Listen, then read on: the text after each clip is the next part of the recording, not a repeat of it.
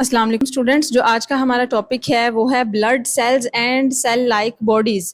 जैसा कि आपको पता है, कल के लेक्चर में हमने जो है ब्लड प्लाज्मा को डिस्कस किया था और फिर मैंने आपको बताया था कि हम ब्लड के अंदर जो मौजूद ब्लड सेल्स हैं उनको भी डिस्कस करेंगे। तो दो चीजें होती हैं ना, एक प्लाज्मा और दूसरे ब्लड सेल्स होते हैं। तो आज हमने ब्लड सेल्स को डिस्कस करना है। ब्लड सेल्स के अंदर सबसे पहले जो सेल्स आते हैं, मेन सेल्स, वो रेड ब्लड सेल्स होते हैं। ये रेड कलर के होते हैं, जिनको हम एरेथ्रोसाइट्स भी बोलते हैं। तो रेड ब्लड सेल्स क्या काम करते हैं, ये क्या होते हैं और किस तरह के बने होते हैं, ये सब कुछ आज हम पढ़ेंगे। अगर इसकी शेप की बात की जाए, आउटर शेप की, तो जो रेड ब्लड सेल्स हैं ये डिस्क शेप होते हैं, यानी इस तरह जैसे एक डिस्क होती है उस तरह की शेप के होते हैं और साथ ही साथ बायकनकेव होते हैं। बायकनकेव से मुराद है कि दोनों तरफ से जो है अंदर की तरफ धंसे होते हैं। कनकेव बोलते हैं इस तरह की चीज को, यानी दोनों तरफ से इस तरह होते हैं, ये वाली साइड भी, नीचे वाली भी और ऊपर वाली भी अंदर की तरफ फोल्ड होती है। जैसा कि आप यहाँ पर डायग्राम में देख सकते हैं कि ये एक हमारा रेड ब्लड सेल है, ये डिस्क शेप में बना हुआ है और इधर से ये कनकेव है, यानी कि अंदर की तरफ धंसा हुआ है। Cells with a depression at the centre, और कहते हैं कि उसके सेंटर में एक डिप्रेशन होता है। डिप्रेशन मतलब गहराई होती है, यहाँ से सेंटर से थोड़ा सा गहरा होता है। दे कंटेन हीमोग्लोबिन, इनके पास एक प्रोटीन होती है जिसको हम हीमोग्लोबिन का नाम देते हैं, जिसको आप जो है उसके अंदर HB का नाम भी देते हैं। हीमोग्लोबिन जो होता है बेसिकली आपकी बॉडी की HB होती है। Which turns bright red in the presence of oxygen and dark red when deoxygenated. अब हमें पता है, जब हमने लंग्स वाला चैप्टर पढ़ा था तो हमने ये देखा था कि जब ऑक्सीजन जो है लंग से अंदर आती है तो वो रेड ब्लड सेल के ऊपर अटैच होके हीमोग्लोबिन के ऊपर जुड़ के जो है बॉडी के ऑर्गन्स तक जाती है, यानी HB के ऊपर जुड़ के आपकी बॉडी के तक वो पहुंचती है, बॉडी के तमाम ऑर्गन्स तक। तो जब ऑक्सीजन आता है रेड ब्लड सेल के ऊपर तो ये एक ब्राइट रेड कलर के हो जाते हैं, ब्राइट रेड कलर के हो जाते हैं in the presence of oxygen. लेकिन ये जब ऑक्सीजन पहुंचा देते हैं हमारी बॉडी के पार्ट्स को, इनके अंदर से ऑक्सीजन निकल जाती है तो ये डीऑक्सीजनेटेड हो जाते हैं। तो जो रेड ब्लड सेल्स डीऑक्सीजनेटेड हो जाते हैं, जिनके पास ऑक्सीजन नहीं होती, वो डार्क रेड यानी मैरून कलर के हो जाते हैं। मैरून में और रेड में आप फर्क जान सकते हैं ना। रेड कलर ये है जिससे मैं यहाँ पर लिख भी रही हूँ, इस तरह के कलर के होते हैं। लेकिन जब इसके अंदर से ऑक्सीजन निकल जाती है तो ये इससे भी ज्यादा डार्क यानी ब्लैकिश हो जाते हैं, थोड़े थोड़े ब्लैक हो जाते हैं। अब ये हीमोग्लोबिन एक प्रोटीन है और ये ऑक्सीजन को ट्रांसपोर्ट करवाती है and little amount of carbon dioxide. मिसाल के तौर पे हमारे ब्लड के अंदर ऑक्सीजन आ रही है तो वो हीमोग्लोबिन के ऊपर लग कर आ रही है, लेकिन अब जो कार्बन डाइऑक्साइड बाहर जानी है वो भी तो किसी चीज के थ्रू ही जाएगी ना, तो वो फिर ऑक्सीजन की जगह ले लेती है। तो थोड़ी बहुत कार्बन डाइऑक्साइड जो बॉडी से बाहर जानी है वो भी रेड ब्लड सेल्स के साथ ही मिलकर जाती है। कहता है there are 4 to 5.5 million RBCs पर मिलीमीटर क्यूब ऑफ ब्लड, यानी अगर ब्लड का आप 1 मिलीमीटर क्यूब लेना तो उसके अंदर 4 से 5.5 मिलियन के दरमियान जो है वो रेड ब्लड सेल्स मौजूद होते हैं। अब ये मिलीमीटर क्यूब क्या होता है? एक कतरा, बच्चे इस तरह का एक कतरा जो होता है ये मिलीमीटर क्यूब होता है, यानी खून के एक कतरे के अंदर 4 से 5.5 मिलियन RBCs मौजूद होते हैं। Before and immediately after birth, RBCs are formed in liver and spleen। यहाँ पर बता रहे हैं कि जब एक बच्चा पैदा नहीं होता, उसकी पैदाइश से पहले या उसकी पैदाइश के फौरन बाद जो हमारे रेड ब्लड सेल्स हैं वो हमारे जिगर के अंदर बनते हैं और स्प्लीन के अंदर। स्प्लीन कहते हैं तिल्ली को, जो आपकी बॉडी के अंदर तिल्ली होती है, एक लीवर के साथ ही बिल्कुल ये अटैच होती है।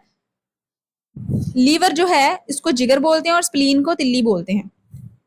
अब वो कहता है कि जब बच्चा पैदा नहीं होता तो उसकी बॉडी के अंदर जो रेड ब्लड सेल्स हैं वो लीवर और स्प्लीन बना रहे होते हैं, लेकिन एडल्ट्स के अंदर, यानी जिस तरह जब हम बड़े हो जाते हैं या हमारा जो है वो बोन मैरो बनना शुरू हो जाता है, बोन्स हमारी स्ट्रांग हो जाती हैं, तो फिर जो रेड ब्लड सेल्स हैं ये हमारे रेड बोन मैरो में बनते हैं। रेड बोन मैरो क्या होता है बच्चे? एक बोन होती है, अगर आपने कभी उसको देखा हो, कभी कटिंग करवाते हुए, कभी भी कसाई की दुकान पे देखा हो, हड्डी को जब आप काटते हैं तो वो अंदर से रेड होती है और स्पॉन्जी फॉर्म में होती है। उसके अंदर बोन मैरो होता है, यानी हड्डियों का जो अंदर गुद्दा होता है उसको हम बोन मैरो बोलते हैं, रेड वाला। इसके अंदर बच्चे रेड बोन मैरो के अंदर जो है रेड ब्लड सेल्स बनते हैं। कुछ खास किस्म के बोन्स हैं, लाइक स्टर्नम। स्टर्नम जो होती है हमारी चेस्ट बोन होती है जिसके साथ हमारी रिब्स अटैच होती हैं। फिर हमारी रिब्स हैं, पसलियां हैं, उसके बाद हमारी वर्टिब्री यानी कि हमारी जो स्पाइनल कॉर्ड की डिस्क्स हैं उनके अंदर भी रेड ब्लड सेल्स बनते हैं। अब सवाल यह है कि एक न्यू बॉर्न बेबी के अंदर बोन मैरो के अंदर क्यों नहीं रेड ब्लड सेल्स बनते, उसके लीवर और स्प्लीन में क्यों बनते हैं? तो बच्चे इसका जवाब यह है कि जब बेबी जो है मदर की वॉम्ब के अंदर होता है, यानी अपनी बॉर्न से पहले, अपनी बर्थ से पहले, तो जब फर्टिलाइजेशन स्टार्ट होती है बिल्कुल उस पॉइंट पे तो बच्चे की बोन्स नहीं डेवलप हुई होती। उस वक्त तो सिर्फ वो एक सेल की फॉर्म में होता है और आहिस्ता आहिस्ता उसके टिश्यूज बनते हैं पहले, फिर उसकी बोन्स वगैरह बनती हैं। तो इस सूरत में क्योंकि उसके अंदर ब्लड नहीं होता यानी बोन्स नहीं होती, तो लेकिन उसको ऑक्सीजन की जरूरत तो होती है ना उसको डेवलपमेंट करवाने के लिए, तो फिर सबसे पहले वो ऑक्सीजन अपनी मदर की वॉर्म से ही लेता है, यानी अपनी मदर के ब्लड से ऑक्सीजन लेता है। जब उसको ऑक्सीजन मिलती है वो ग्रो करता है, जब उसके अंदर लीवर और स्प्लीन बनना शुरू हो जाती है तो फिर उसका ब्लड अपना बनना शुरू हो जाता है, उसका ब्लड फिर बेबी का अपना बनना शुरू हो जाता है, फिर वो मदर से ब्लड नहीं ले रहा होता। लेकिन फिर भी उसको ग्रोथ के लिए मदर के ब्लड की जरूरत होती है, लेकिन कुछ ना कुछ जो है उसका अपना भी बनना शुरू हो जाता है। तो उस टाइम पे बोन्स बच्चे के अंदर नहीं बनी होती, और बोन्स अगर बन भी उस टाइम गई होती हैं तो उनके अंदर बोन मैरो नहीं होता, वो इतनी सॉफ्ट बोन्स होती हैं कि उनके अंदर बोन मैरो नहीं होता कि वो जो है वो रेड ब्लड सेल्स को प्रोड्यूस कर सके। तो जब बेबी की बर्थ हो जाती है उसके बाद जैसे जैसे उसको डाइट मिलती है वो ग्रो करता है, उसकी जो बोन्स हैं वो ग्रो करती हैं, तो फिर ये जो लीवर और स्प्लीन है ये अपना काम बोन मैरो को दे देते हैं और बोन मैरो जो है वो ब्लड बनाना शुरू कर देता है। During the formation of an RBC, इस पैराग्राफ के ऊपर आप हेडिंग लगाएंगे फॉर्मेशन ऑफ एन आरबीसी, एक रेड ब्लड सेल बनता कैसे है। यहाँ पर वो बता रहे हैं कि जब एक रेड ब्लड सेल बन रहा होता है तो उसका न्यूक्लियस और ऑर्गेनेलिस तमाम टूट जाती हैं। क्यों टूटती हैं? इसलिए टूटती हैं ताकि उसके अंदर ऑक्सीजन की जगह बन सके, हीमोग्लोबिन की जगह बन सके, ताकि उसके अंदर ऑक्सीजन आके अटैच हो सके। The average life span of an RBC, एक रेड ब्लड सेल की जो एक जिंदगी होती है वो 120 डेज होती है, यानी कि 4 मंथ्स। हर 4 मंथ्स के बाद जो है आपका रेड ब्लड सेल न्यू बनता है। इसका मतलब ये नहीं है कि आपका पूरा का पूरा ब्लड जो है वो बनेगा 4 मंथ के बाद, नहीं।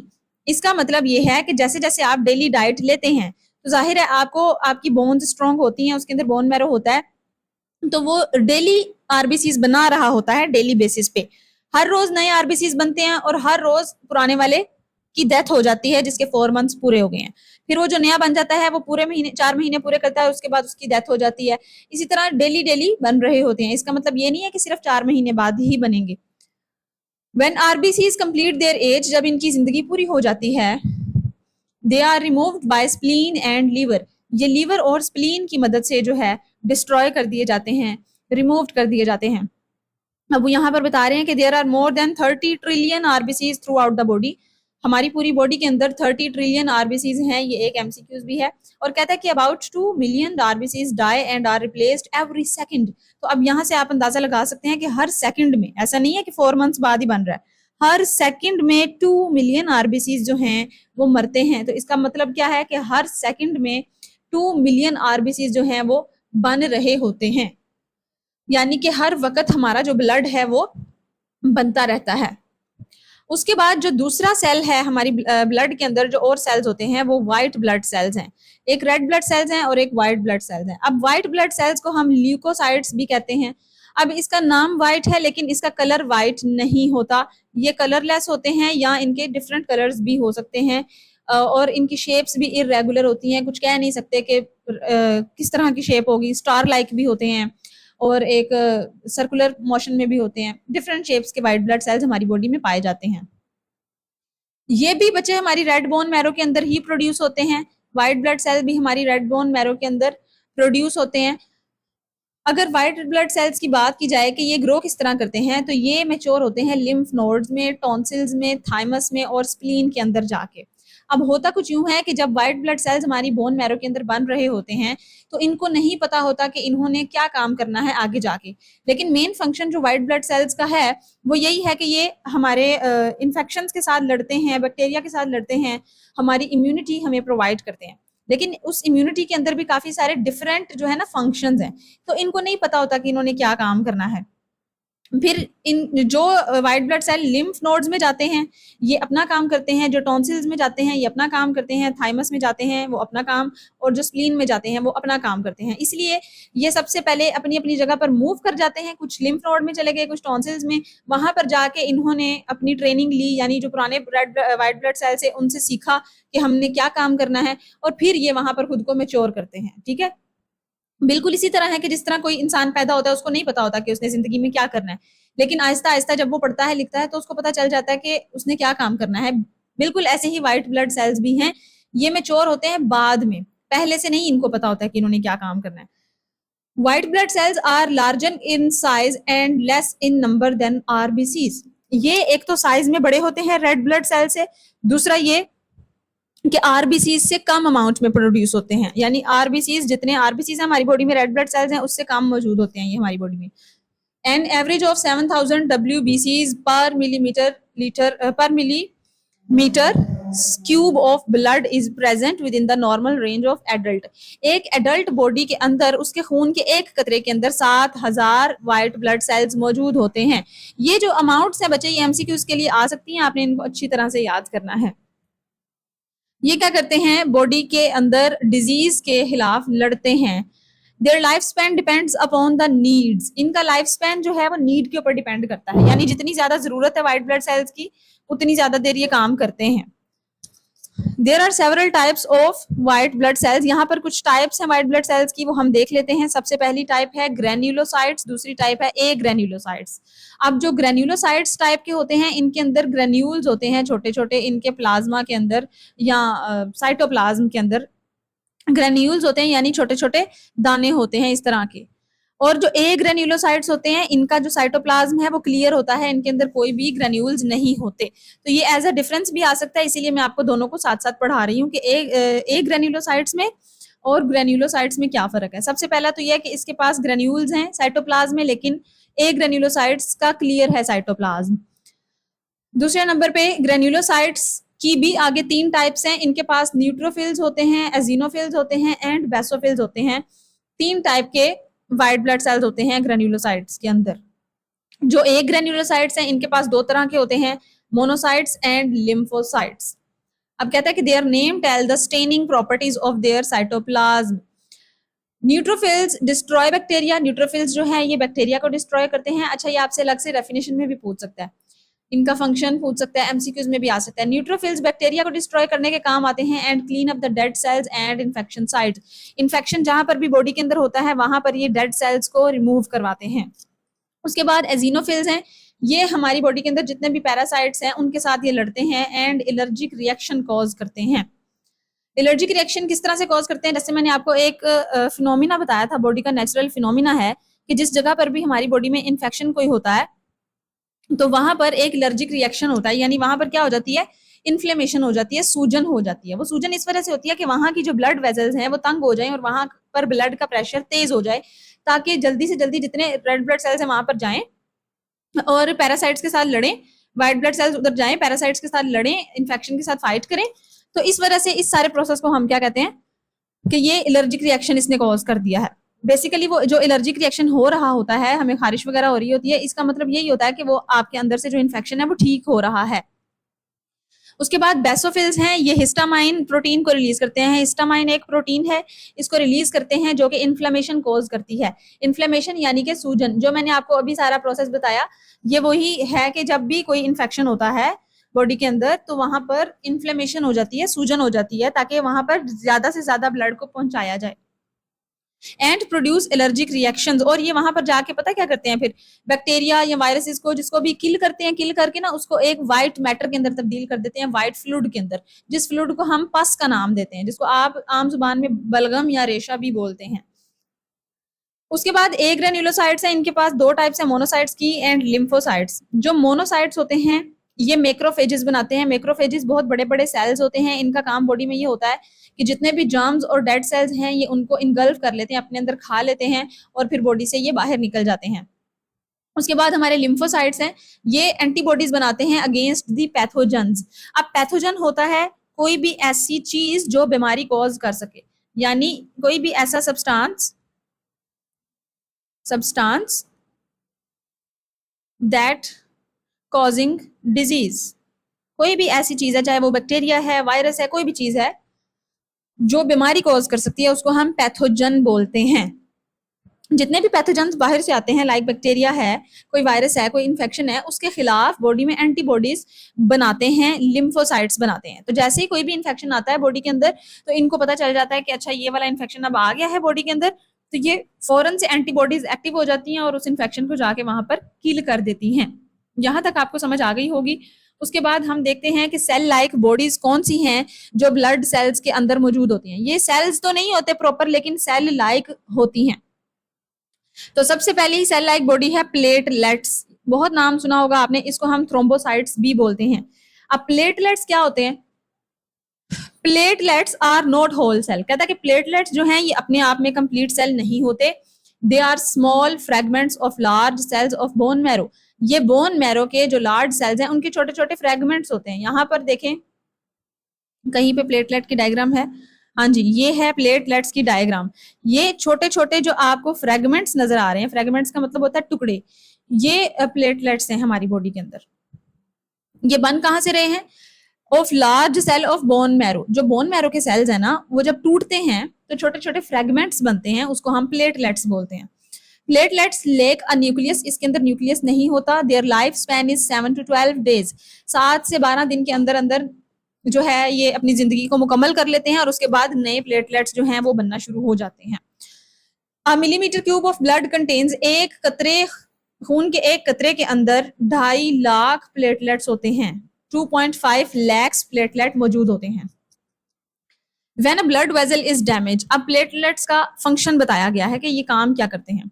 कहता है कि जब भी हमारी कोई ब्लड वेसल डैमेज होती है, यानी आर्टरी है या वेन है वो डैमेज हो गई है, यानी कोई कट लग गया है आपकी बॉडी में, तो फौरन से खून निकलता है। तो वहां पर प्लेटलेट्स क्या करते हैं, फौरन से भाग के जाते हैं उस जगह पर और वहां पर जाके एक नेट यानी कि एक झिल्ली क्रिएट कर देते हैं।